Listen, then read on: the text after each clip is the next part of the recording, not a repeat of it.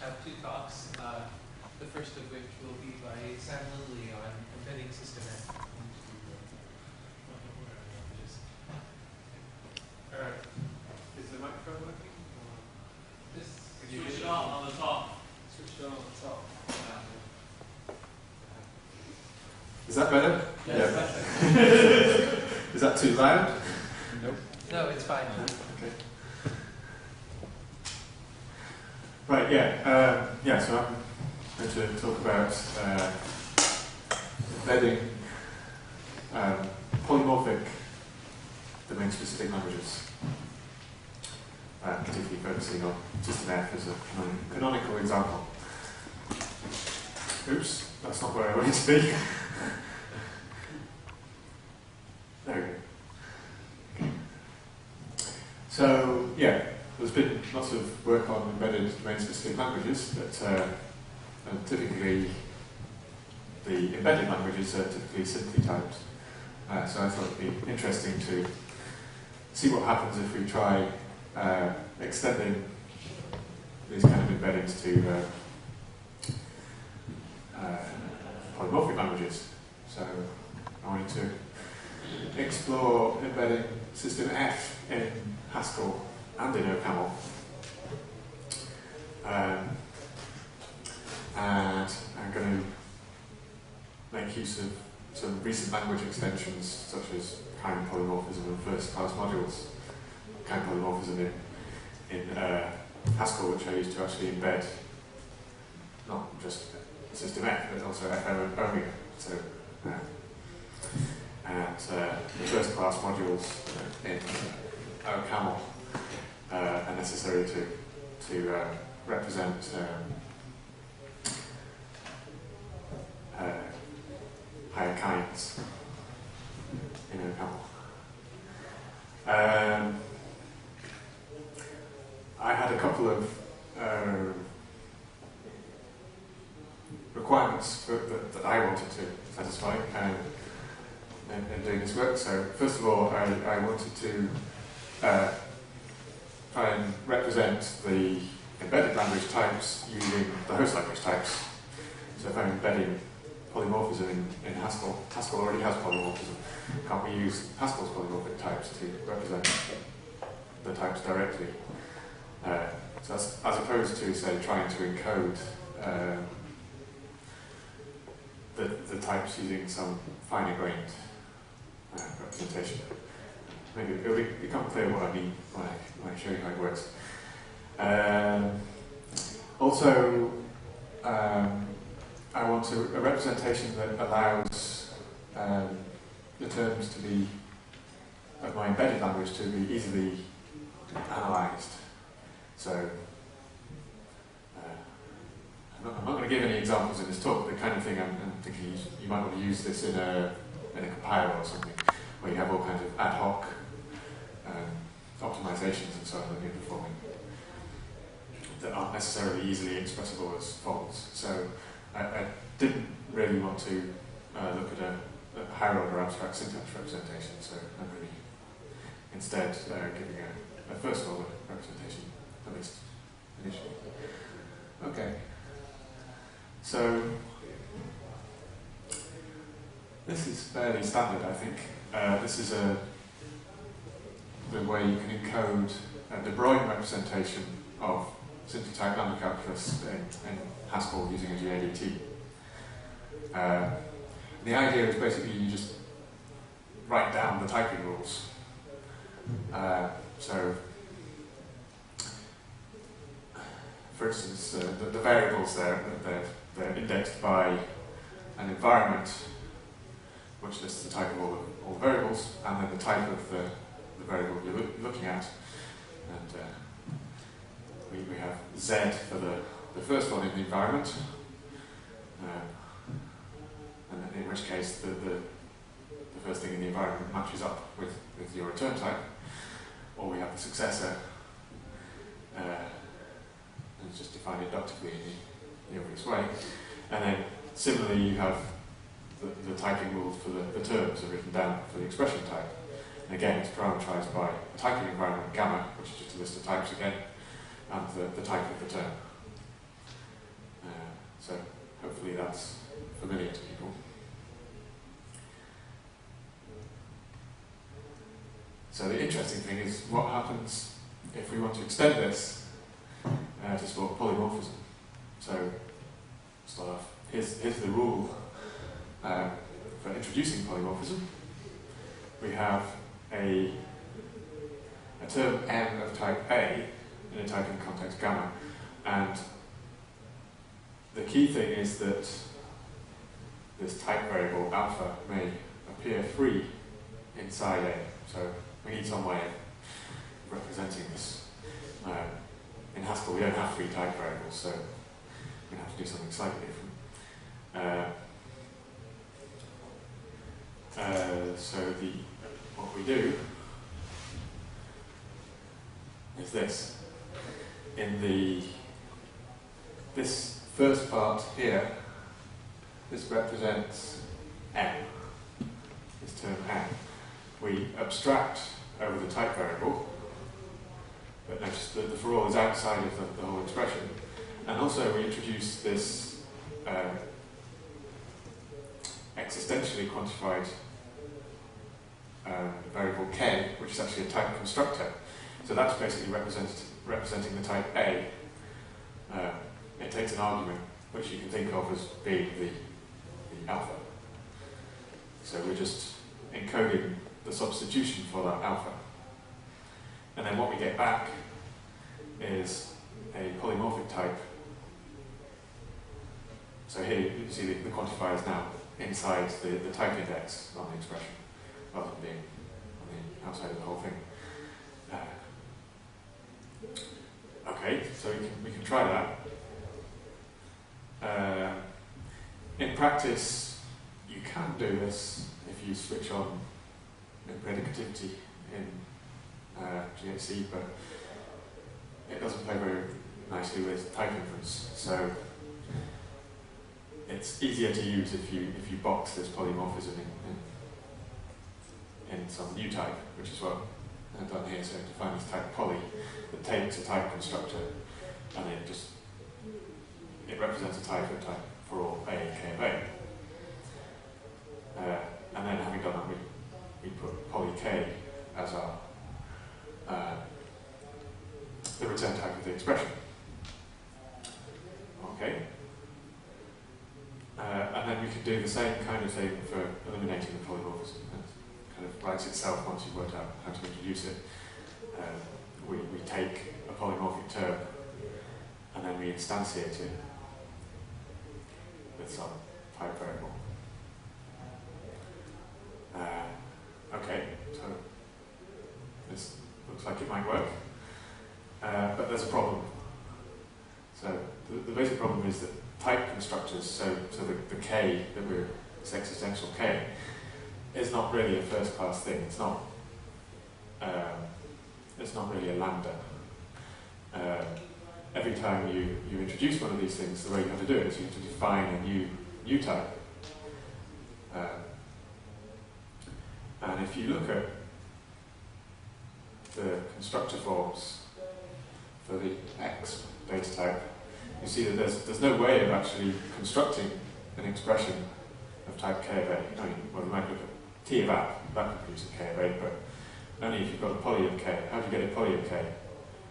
You need an expression that's already a K of A. So, yeah, for example, if you naively write down the type for the polymorphic identity function,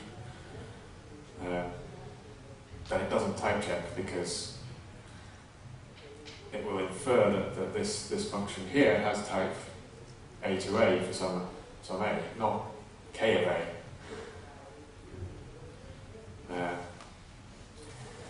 So we have to hack something else on, unfortunately.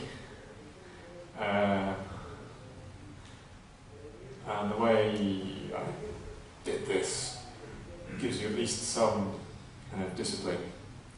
I mean, what we really want to do is to witness the isomorphism between these new types that you have to define. and the underlying polymorphic type. So I define these two constructors, inject and project. If you didn't have this type class constraint on here, then this might seem overly powerful. The idea is that you should only define instances of this ISO type class if A and B represent two sides of a new type. And there's a new feature of GHC called new type deriving. Oh, that's a bit annoying.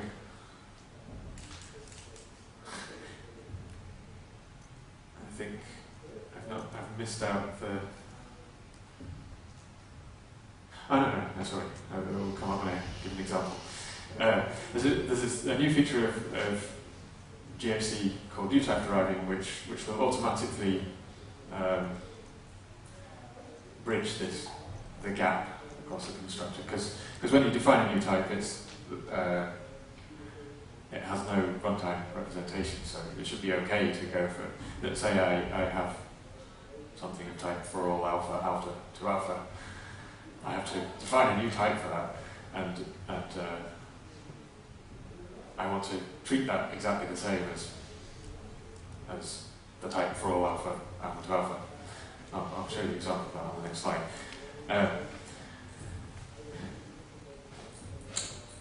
So having defined this type class, which has these inject and project functions that go from A to B and from B to A, I just say, define this not particularly interesting instance that says that if the two are equal, then we just use the identity function. And new type deriving will automatically invoke this version if we it will automatically create the instances for going from ISO of some boxed polymorphic thing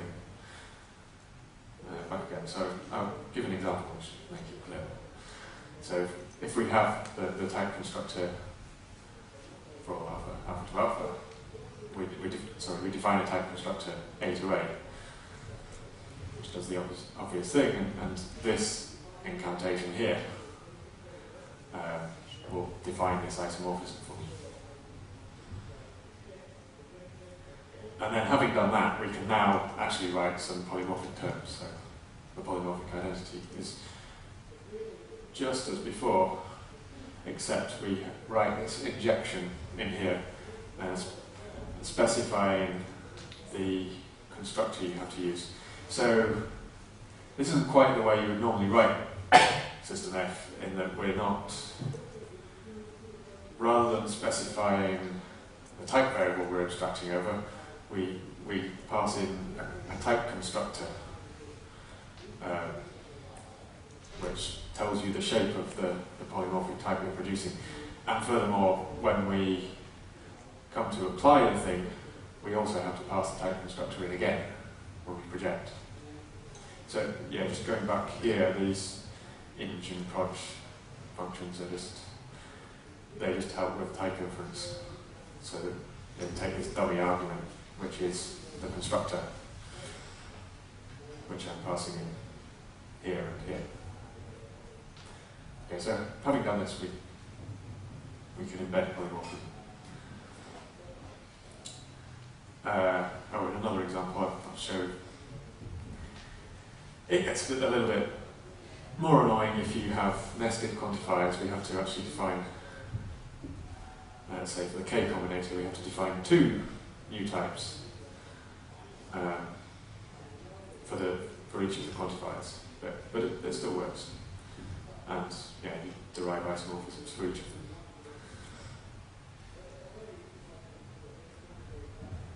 Okay, so that's the GHC version of this. After I'd done that, I thought, well, we should be able to put this in a slightly more formal setting. GADTs in general, you can decompose them into existentials and type equalities. and we can implement a form of type equality if we have F omega. So Leibniz equality, where you define this, an equality type that says basically given any type constructor, there's a mapping from this type constructor applied to alpha to the type constructor applied to big beta. And parametricity gives you, says that those types basically have to be equal. Oops. And then you can define refor and cast, which are the components we need. So this is a reflexivity proof, and the function that actually casts between two equal types. So I'm not going to go through the details of that here, but the paper has full details of embedding. And I guess it's fairly mechanical once you know how to do this. So part of my motivation for doing this was I also wanted to see if this works in OCaml, and I was working with a version of OCaml pre-GADTs. So I couldn't use GADTs to implement GADTs, so I had to use equality instead. So OCaml 3.12, you can implement Leibniz equality using first-class modules.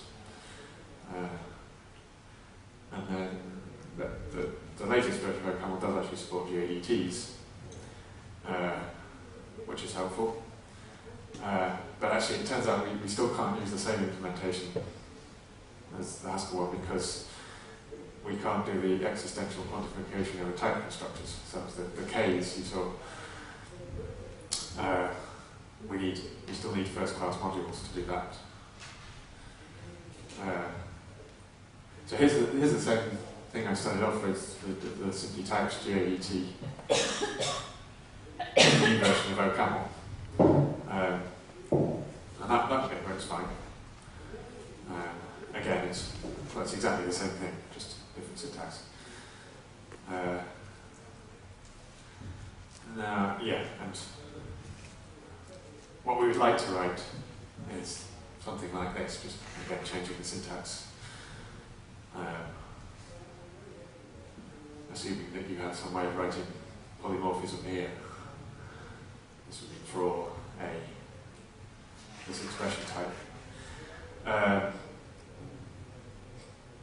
Yeah, I mean, the first problem is actually no unboxed polymorphism, so we need to do something like the poly trick, the new type trick.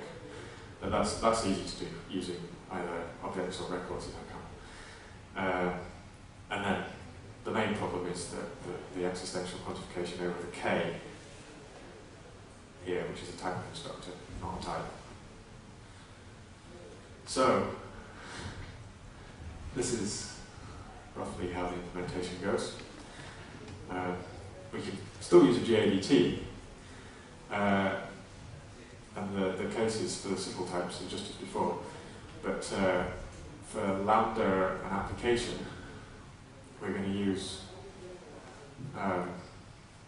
first-class modules instead. And so you'll see that the types in the first few cases are not uniform. They're taking advantage of the fact that this is a GADT. Whereas in the last two cases, they're just gamma and alpha with no constraints on here. Instead, what we're going to have to do is, inside these modules, you have to provide the proof, the appropriate quality proofs. And then the whole thing has to be wrapped in a recursive module because these submodules, which I'll show you on the next slide, also depend on the expression type. So yeah, these implementations basically just amount to encoding the equality proofs, well, directly. So for lambda, for instance, we've got the gamma and the alpha, the gamma and the A are the things that they've been actually fixed from the outside. and then this type constructor, this is the thing that's existentially quantified.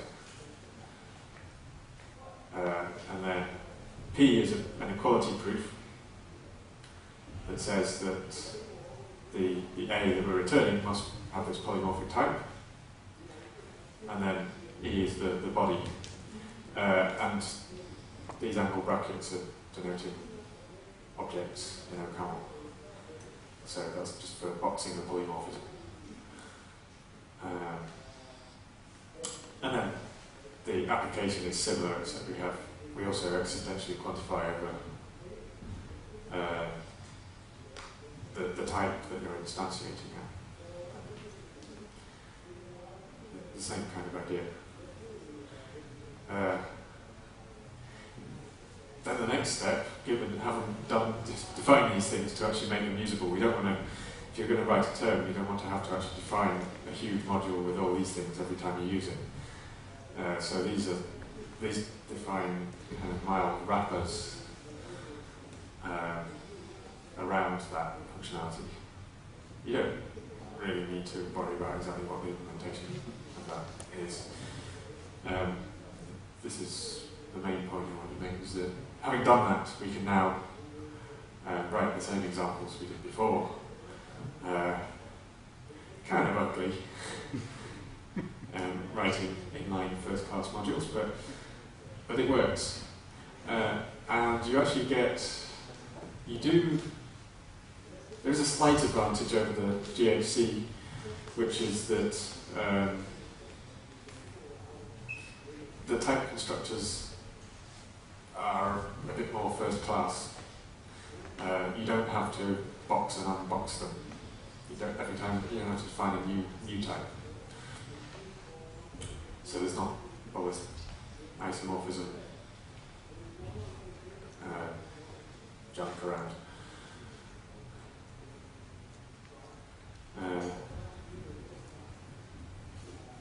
Oh yeah, the other thing, there's a minor limitation here that I had to actually name this module in the application case, even though I'm only using it once. I think that's just a minor limitation in the syntax.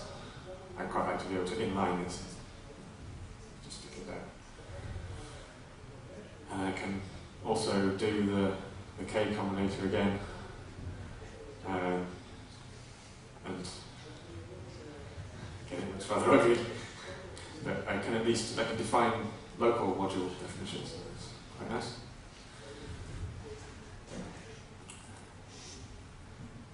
Okay. So I've shown you can do this in GHC, you can do it in OCaml. So S already doesn't fit on one slide anymore, right? Sorry? S already doesn't fit on one slide anymore. Yeah. What I then realised was that, in fact, with the newer versions of GHC, you can have polymorphic kinds. And the original implementation I work is actually also an embedding of F omega for free. I didn't have to do anything at all except for set the polykinds flag. The reason why this works is if we look at this poly wrapper,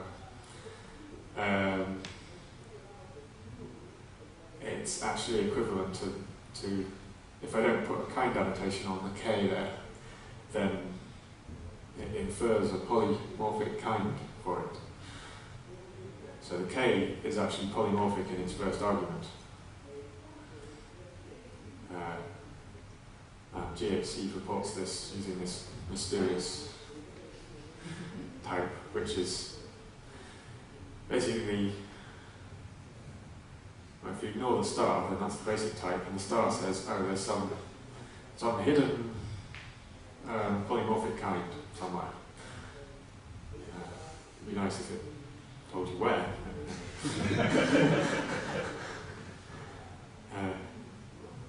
Yeah, in practice this actually gets a bit more annoying even than the original system F embedding, because well, you imagine, to do anything with higher kinds, every time you do that, you have to define another constructor.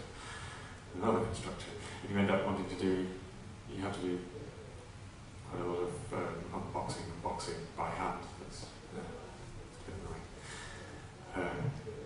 I haven't done this, but in theory I could take my the embedding of system F in F omega and implement that in GHC, and then I'd have an embedding of system F in F omega in GHC. I'm not sure if that would be useful. So, how am I for time? We have about 7 minutes. I think I'll wrap up now anyway.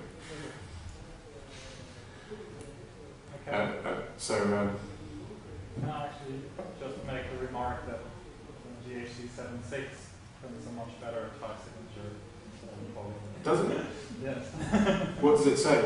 It says for all A::X dot KA to poly X. Yeah. And there's not any stars in there. And it says where the X is coming from. I'm sure when I tried it, like, It perhaps tried with 7.4 with an earlier. oh, that's great.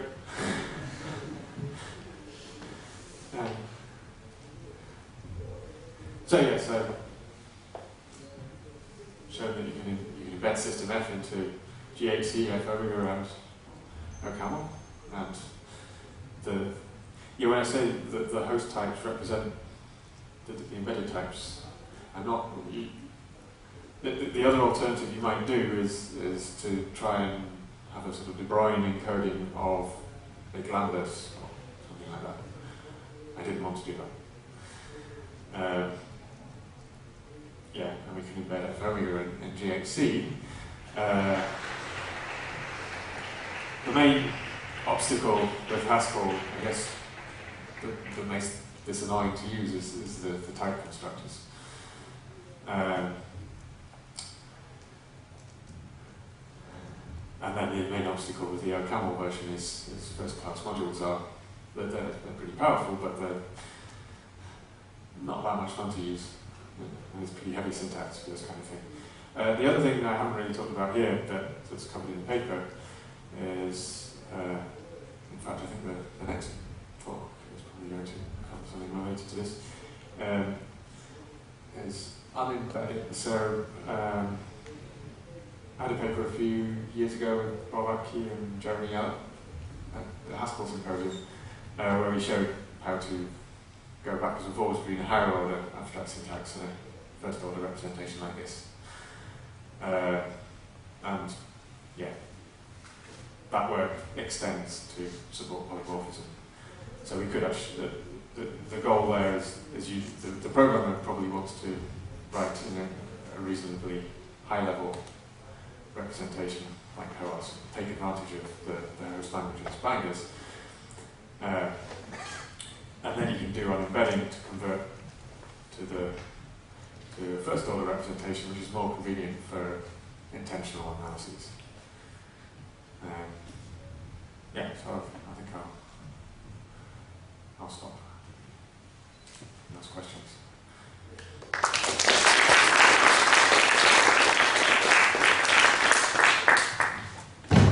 In the Haskell version, why do you call K existentially quantified? Isn't it bound by the right side? This is what GAVTs do for you. But K is also on the right hand side, right? So it's not existential. Oh, sorry, you're right. No, you're not. Not. I see what you mean. Okay. Well, first let's get Jacques to be our discussant, and he knows a big deal about options. Well, we don't certainly. No. The problem is that you would like it to be existentially quantified, or you don't want to know what the type constructor is. You want to know what the result of applying the type constructor is. But that's not how it works in Haskell, right? it doesn't work like So actually, so this doesn't mean. No, this works. Correct. This works, yeah. This goes through, but this doesn't mean what is in. This works, it's just you can't actually, it doesn't mean, I mean, if I actually construct something of the appropriate polymorphic type, it can't infer what that type constructor is. You have to actually explicitly define a new type.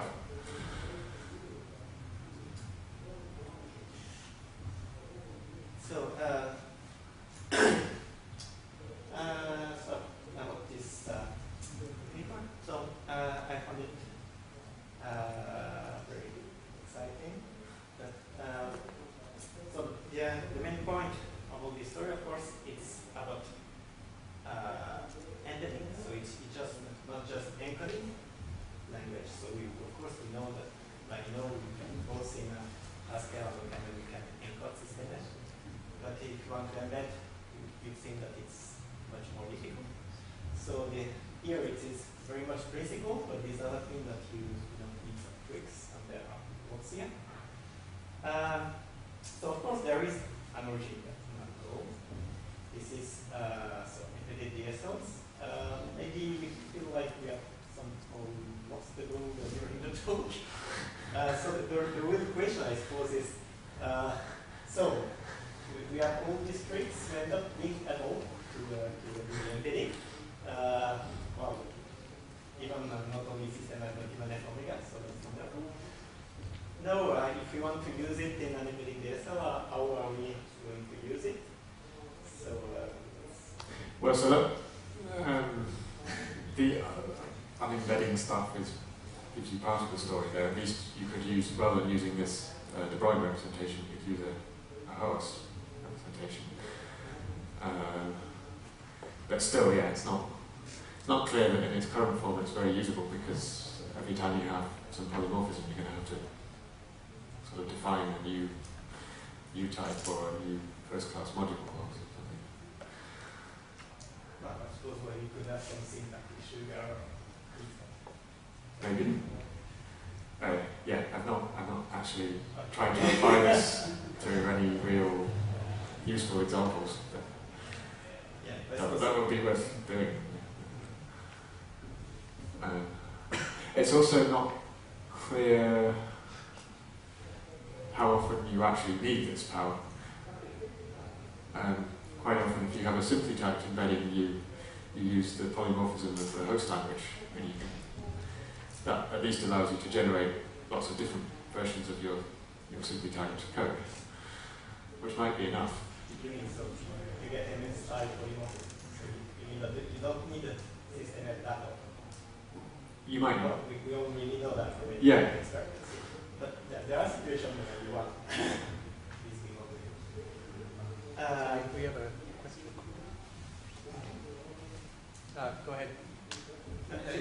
So I may not be too familiar with this, but I'm curious if you have to define a separate new type for every polymorphic function or instance of polymorphism, or could you compose them by some mechanism, by say having combinators that build the types that you would use in the new type? You have to define a separate one for every polymorphic type. Okay, and can you build those out of? Can you have polymorphic new types that you instantiate to represent particular types? Or is that going beyond what can be expressed right now? I don't think so. No, I think you're going to have to do one for each. I mean, you could. There's this simple example shows that you can use like one inside the other. Mm-hmm. So the new type for KC refers to the KC prime one, but we do actually have to define two separate new types. Okay. So, so it seems like you should be able to do that, to do what Jeremiah was suggesting. I guess you'd have to use like one of Oleg's tricks, or take a data type representing or take a value representing the actual new type, reflect it up, And then, because all you really need is the instances for ISO. You don't actually need the new type. The new type is only there to give you the instance, right? So you just reflect it up to get your instance, and then Yeah, doesn't 7.4 do that reflection basically for free? possibly I haven't played this one before. Okay. So, at least in principle, it should be. Maybe. I don't know how to do it. It is.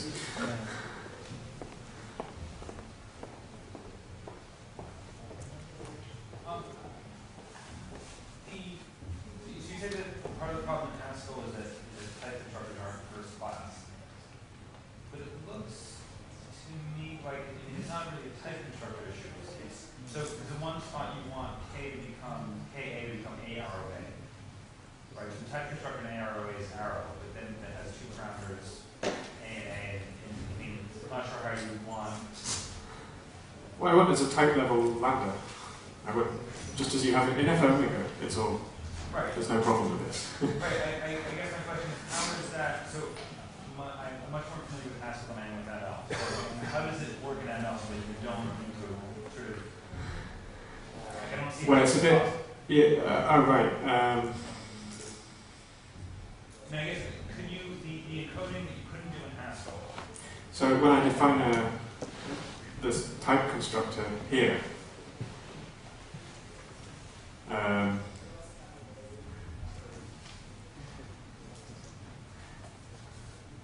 that's fairly disgusting. What else does it do? Yeah, the instance is what we want. Yeah, when I define this type constructor, which is specifying that this is a polymorphic identity, Okay. these things are the same type. They're not just isomorphic. In GHC, you'd have to have a type constructor around this. This is like a type synonym rather than a new type.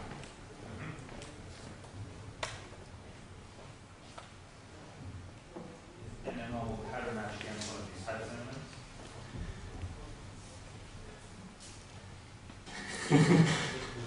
Not that much. So in ML you cannot have variables abstracting type constructors, but you can have functors. Okay. So you use another. Okay.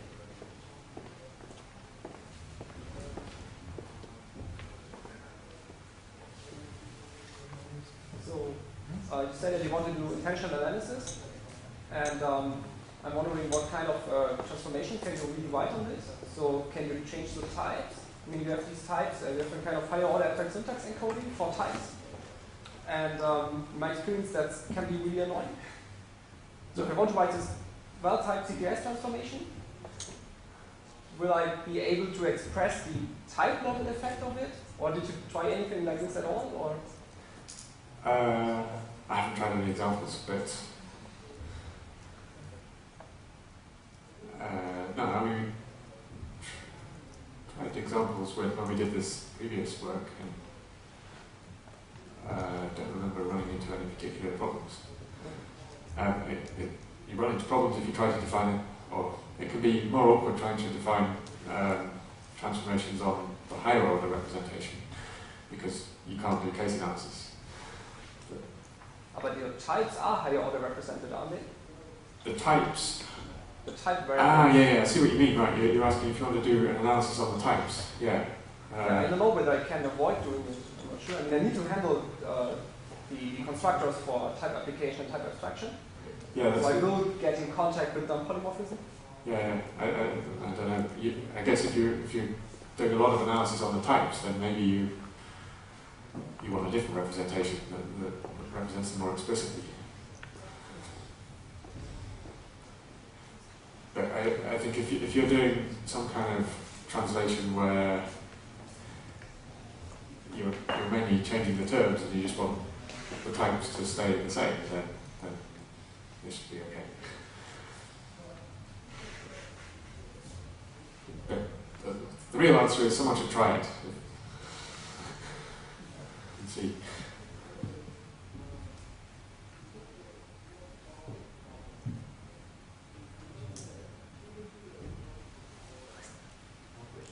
So I suppose the real answer is no, we know that we can do it, so we should do it and try it.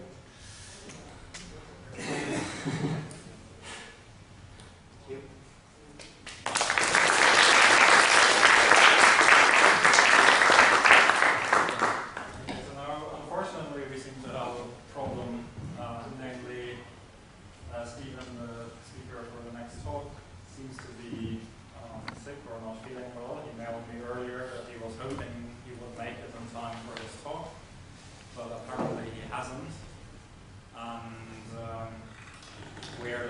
the options of sort of trying to swap talks in the hope that Stephen will also arrive, but since we have people moving around between different workshops today, I think it seems better to stick with the original schedule, which means that unless a surprise miracle happens and he shows up right now, we will have a very long coffee break.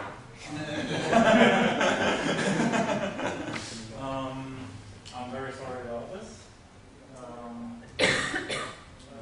Yeah. Yes. It's a normal question, but I didn't see any slides, and I hesitate to just stand up and. Wouldn't that be even without slides? If we just say that we're all extremely lenient. I'm also enthusiastic. I still. I mean, this to me, this was something I learned 40 minutes ago, right? So completely. This is his master's work. So I'm completely prepared for a talk. So we could read through together, and I might help you. But, yeah, that's what I've done with this work. Okay, so yeah, perhaps stick around not too far from this room in case he still shows up, because if he still shows up within the next 10 minutes, we could still fit it into the schedule, but otherwise we'll